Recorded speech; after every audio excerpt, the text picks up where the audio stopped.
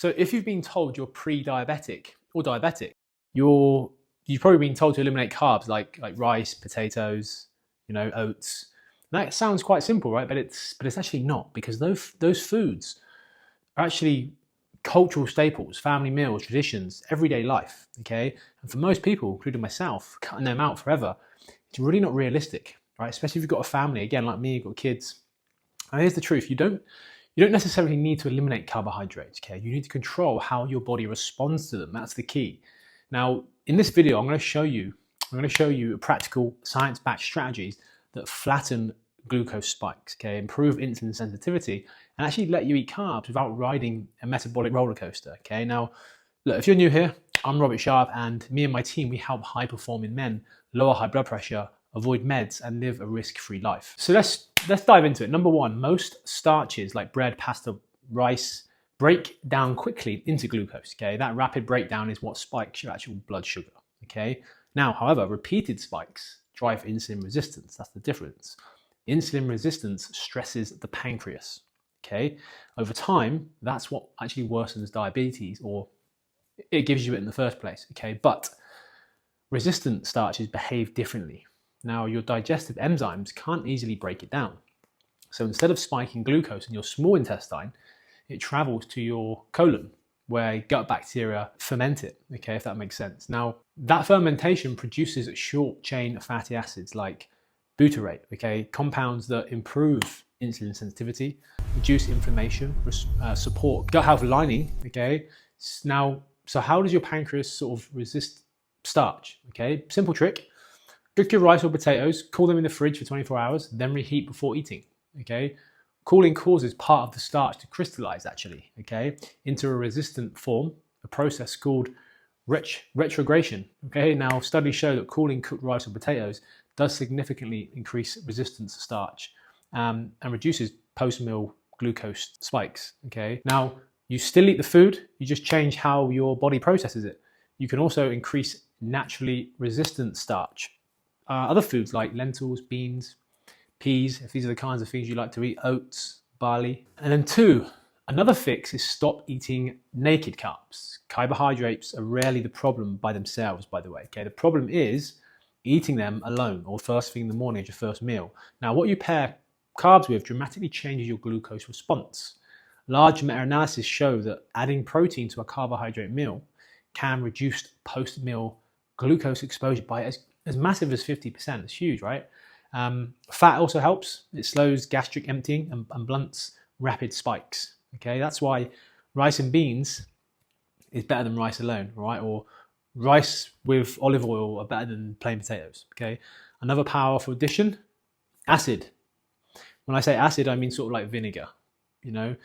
Lemon juice, fermented foods. Love fermented foods. Bigger slow starch breakdown and improves muscle insulin sensitivity. Okay, it can even reduce glucose production from the liver.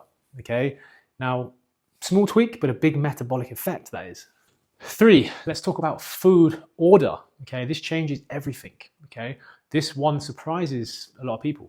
Okay, now we've got the same meal eaten in a different order now. Okay, it produces a completely different glucose curve. Okay, now if you start with bread or juice, you get a sharp spike, right? Where if you eat vegetables, protein, and then carbs, you dramatically flatten the curve. Okay, now clinical trials show that people with type 2 diabetes, insulin resistance, who eat protein and veg before carbohydrates reduce their glucose response. Ready? For about a whopping 40%. That's the same food, just different order. Huge difference. Okay, so the next time you're at a restaurant, I know it's hard to do, I love the bread basket, but eat the salad and the protein first, okay? Then tuck into the bread basket if you need to. This goes for in the morning, so your first meal of the day, high fats, high protein. However, quick interruption, head to the description and the comment section below and you'll find a video of how we've helped 3,000 plus men reverse their high blood pressure within 60 days. Just like Mike down here, okay, who we helped. And also, we've got Jeff, who we also helped ditched 30 pounds, come off his meds, and helped him reduce his high blood pressure, so he now lives a risk-free life. Now, number 4, move after you eat. Look, just a 10-minute walk immediately after a meal can significantly lower post-meal glucose levels. Okay, great for digestion as well. Doesn't have to be intense, a light walk, Cleaning up, just movement, okay? Movement activates muscle, okay? Now, which, as you probably know, is metabolically efficient at soaking up glucose. That's muscle's main sort of what it does. Think of your muscles as a glucose sponge, for example. The sooner you activate them after you've ate, the more glucose they pull out of your bloodstream. Okay, so timing matters, all right? Still cut oats, intact grains, and high fiber carbs are like logs, okay? They burn slower and steadier, okay? So fine milled flour equals rapid glucose spike. Whole fiber rich foods equal controlled release, okay? So fiber is critical. Even if you go lower carb, don't eliminate fiber. It benefits for insulin sensitivity and gut health, okay? These two are really, really important for type 2 diabetes and insulin resistance, okay?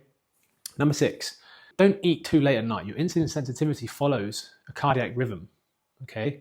Now, the process of glucose is better early in the day, and at night, insulin sensitivity does decline, okay? Melatonin rises, insulin secretion drops. So eating late actually worsens glucose control.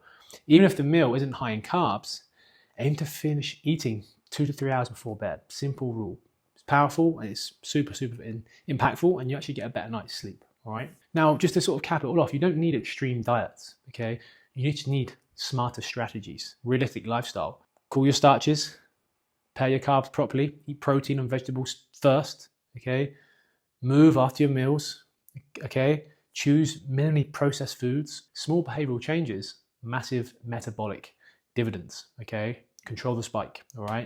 And if you control the spike, you'll control the damage, especially your high blood pressure. So life's short, optimize it. I've got you covered. Hammer the subscribe button, okay? So we can reach more people and educate more people on how to lower high blood pressure.